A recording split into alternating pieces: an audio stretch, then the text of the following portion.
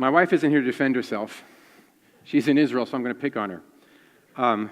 She's an avid watcher of Mad Men. Avid.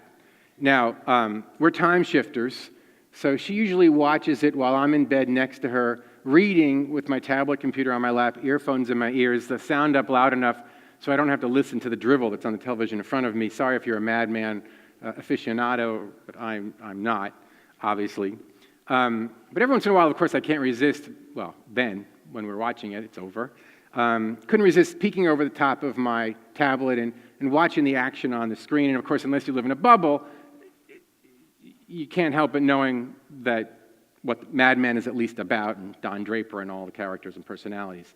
And I'm not sure about what it was that drew people to it so powerfully, but in so many ways it was a glimpse of a time that was, when, in all honesty, we have to say, women occupied a very different place in society than they do now. Women were the secretaries, they were the housewives. More often than not, especially on Mad Men, they were the objects of adulterous indiscretions, to be blunt. But not only were attitudes about gender different in those days, but roles were different as well.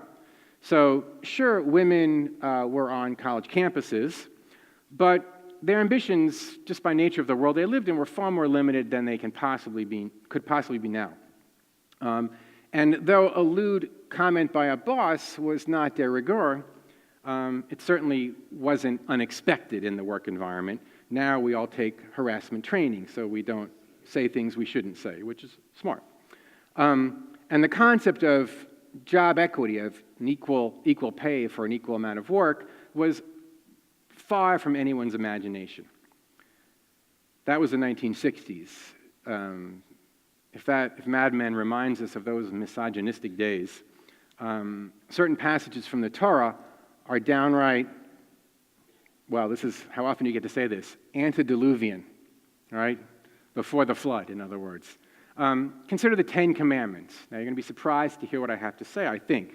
We just read them for Shavuot last week, and the participants in the class that I taught were shocked to discover that one of the well-known commandments, in fact, a foundational pillar of modern morality, we think, was actually not as progressive as they thought. That prohibition against adultery doesn't really apply to everyone. In fact, it only applies to men engaged in dalliances with married women. So follow me for this, because it's a little bit of a twister. The victim in an adulterous relationship is the married woman's husband. He's the one against whom the crime has been perpetrated. So activities between married men and single women were, shall we say, the ancient equivalent of a round of golf. The wife might not have appreciated it, but she indulged her husband's passions. Work on that metaphor for a while. So this week's Torah portion, the reason I shared last week's with you is because this week's Torah portion picks up that theme of infidelity again. And it provides a suggested remedy for the husband who suspects that his wife has been unfaithful. In his jealous rage, he drags his wife before the high priest at the temple. He tells the priest of his concerns, and the priest takes a bowl of water, mixes some dust from the temple floor into the water, and instructs the wife to drink the concoction. And he recites the following on her behalf. I'm going to read it to you to get it all out there. If no man has lain with you, if you have not gone astray in defilement while married to your husband, be immune to harm from this water of bitterness that induces the spell. But if you have gone astray while married to your husband and have defiled yourself, if a man other than your husband has had relations with you, may the Lord cause you a curse and an imprecation among your people, as the Lord causes your thigh to sag and your belly to distend. Now we know why Jews are into plastic surgery, right? May this water that induces the spell enter your body, causing the belly to distend and the thigh to sag. And the woman shall say, Amen, Amen. Now, we can sugarcoat that all we want, and centuries of Jews have tried to do that. Likely, nothing was going to happen to the woman other than getting a mouthful of mud, and likely the husband's jealousy would be assuaged because nothing would happen to the woman, so she was found to be innocent. So the marriage would be preserved, at least until the next time he had a fit of jealousy, or until she actually did do something naughty. But here's the catch. There's no similar ordeal for a wayward husband. There's no similar ritual for a wayward husband, which is actually the far more likely scenario. Women are never victims of adultery, because it's always the married husband. Women are only the perpetrators. And in another situation, while rape is considered an offense in the Torah, the consequence is that the man has to marry the victim. So she has to live with her perpetrator. So we can look at the Torah compared to our world today and say, well, we've come a long way, haven't we? We're far from the days of magic potions to detect infidelity and from madmen chasing their secretaries. But we can't rest on our progressive laurels today. I've got two women that occupy a great deal of my time and my thoughts, a daughter and a wife. And they remind me often that there's still a lot of work to be done. My daughter told me just this past year firsthand stories of the young co-ed who marched around the square of Columbia University carrying a mattress on her back. You remember this story. The woman, it seems, was unable to convince the administration at Columbia that the young man that she invited back to her room wouldn't take no for an answer. Now, this isn't an isolated incident.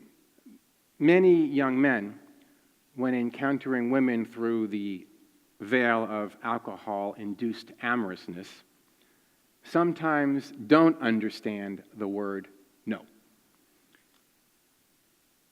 Now, of course, sexual conduct is an extreme violation. But if we look at Jewish tradition, and even the way it's practiced now in some circles, there are many practices that push back against the gender equity that we strive for in our generation. And my daughter, it just so happens, got herself on a birthright trip to Israel, and she just got home. Though she'd been many times, they're now allowing you to go if you haven't been for an extended period, more than 4 months. So if you know anybody out there who'd like to go, they can get themselves on a birthright trip. But each of the birthright trips has themed tracks. The one that she chose was called Mayanot. It was sponsored by Chabad. Her friend said, it's a great track, go on this track. They recommended it. Her father didn't necessarily recommend it, but she's 23 years old and she does what she wants. And at one point during her trip, the boys and the girls were separated. The boys were taken to a cave with flowing water, and they were taught about the mikveh by the rabbi that was with the group. The girls were taken to a local mikveh in the city.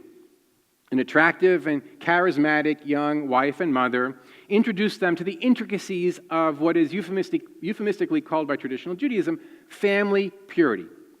And she tried to spin the laws of women's purity into modern pop psychology. Well, she had never encountered my daughter before. She's a social work student, a major in human development. And when my daughter challenged the woman and said, some of the claims you're making aren't actually supported by science, the woman's response was, oh, well, we have to take science with a grain of salt anyway. My daughter said, no, we don't. So on one level, I said to my daughter, what do you expect? You were in their world. You went on their trip. But on the next level, we have to wonder, how can Jews in the 21st century still teach that a woman can attract impurity merely because she's a woman? And what's the effect of that teaching? Now, whether it is gender-segregated buses in Israel, or separate and unequal schools for boys and girls, or the prohibition against a women's participation in worship in traditional Judaism, where women are marginalized behind curtains and walls and on distant balconies, the truth is that the 10th century BCE, or rather I should say the 10th century CE, trickles into our modern Jewish lives in so many ways.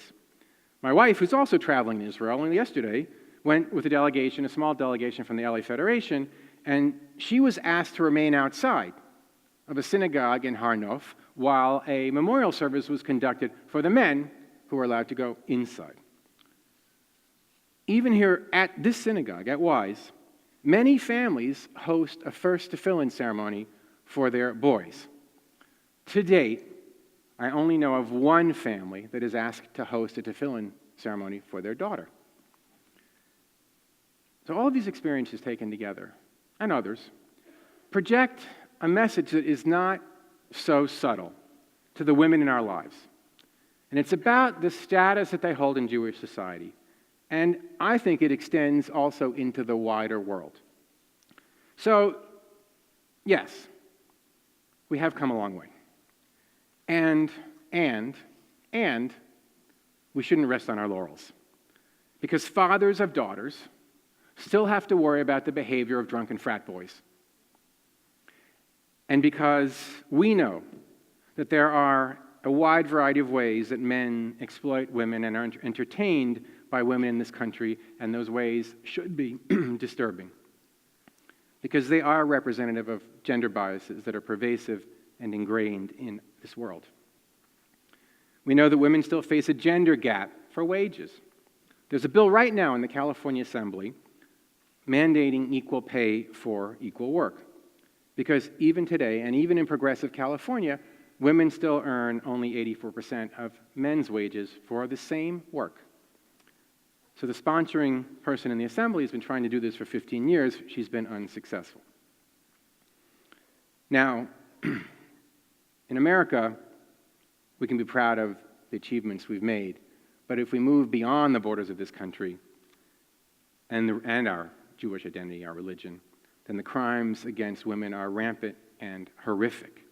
Whether it's domestic abuse or oppressive legal systems or medieval dress that's mandated, child brides, honor killings, or polygamy, we can't ignore atrocities that are omnipresent. So there's much to appreciate about the progress in the Western world. And because of that, we shouldn't loosen our vigilance of what we achieved. Because we need to continue the advances in our own community. And we need to spread gender equity throughout the world, Western gender equity values. The right to practice one's religion freely doesn't include the right to oppress women. That's another reason I'm a Reformed Jew. Because as a religion, we are on the cutting edge of asserting those particular values, those progressive values, as part and parcel of what it means to be a Jew. Women rabbis, there are women cantors, there are women synagogue presidents, there are women who are directors of academic programs that instruct rabbis in our movements. We fully include women on our worship experiences, and we will continue to set the bar of where women can be in ritual life. So when you begin the Avot and Imahot prayer, the Amidah that's in your books on page 25, you might skip over the modification that's been written into the prayer book. We recite the names of the forefathers and the foremothers, our ancestors, our matriarchs and our patriarchs. And it's not merely a nod to the past, but it's also an aspirational value. When we say Abraham and Sarah, whereas it's not said in a traditional congregation, and we say Isaac and Rebekah, and Rachel and Jacob and Leah, words that are not said in a traditional congregation, we're acknowledging that this tradition this Jewish tradition of ours, stands for progress in gender roles. And it's a nod to the past by invoking the names of our matriarchs, but it's also about saying that for us to recite these words is to hope that these values are proliferated throughout not just the Jewish world, but the entire world.